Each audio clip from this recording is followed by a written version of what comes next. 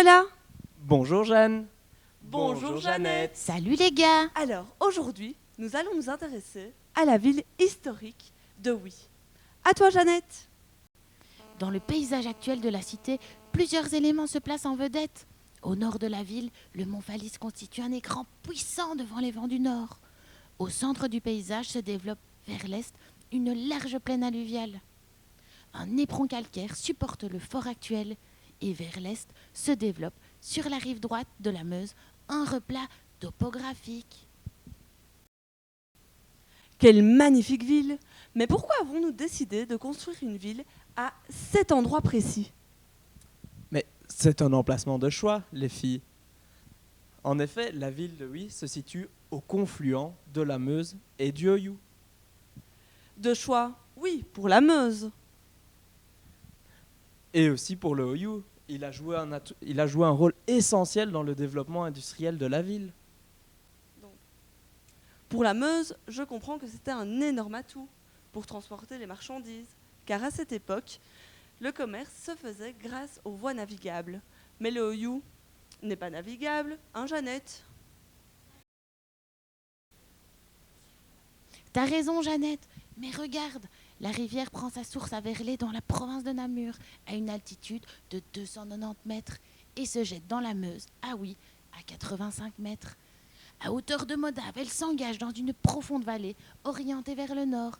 C'est en dévalant cette vallée qu'elle acquiert le débit le plus rapide de toutes les rivières de Belgique. Grâce à son débit exceptionnel, elle a permis de réaliser un mécanisme utilisant l'énergie hydraulique. C'est pourquoi elle a été un atout majeur dans le développement de notre ville. À cela, il faut ajouter que la situation de Oui est privilégiée. En effet, la ville se situe au carrefour de deux régions agricoles importantes, le Condro et la Hesbaye. En effet, le Sion-Mosan forme la charnière entre le Condro et la Hesbaye. Nous avons tout dit, Jeannette?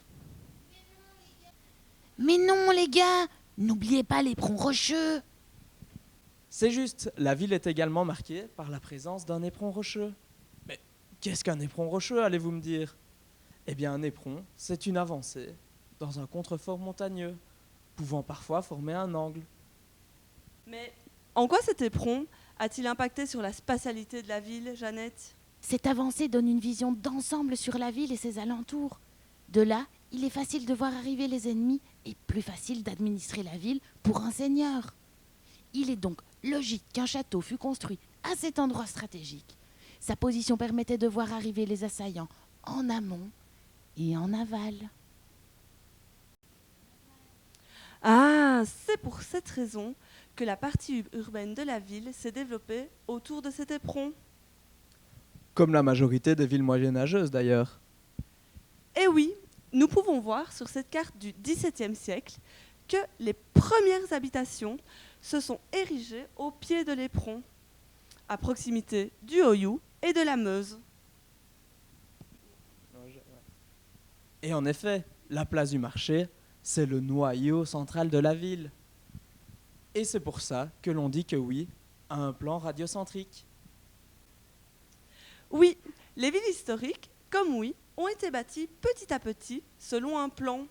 Elles ont étendu progressivement leur emprise spatiale pour ensuite se développer de manière apparemment désordonnée autour du noyau central, la place du marché, qui est actuellement notre grand place.